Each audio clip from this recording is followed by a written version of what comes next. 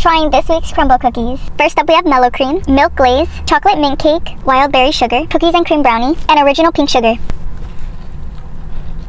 Have a bite. This has vanilla marshmallow frosting and Lucky Charms on top. 10 out of 10.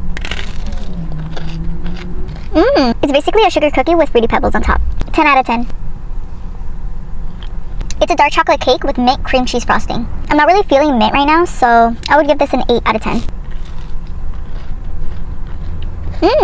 It's a sugar cookie with strawberries and blueberries. I feel like this should have some type of cream cheese on top. 10 out of 10. 9 out of 10. Guys, there's something about the original pink sugar. I love this cookie. These are definitely the winners of the week.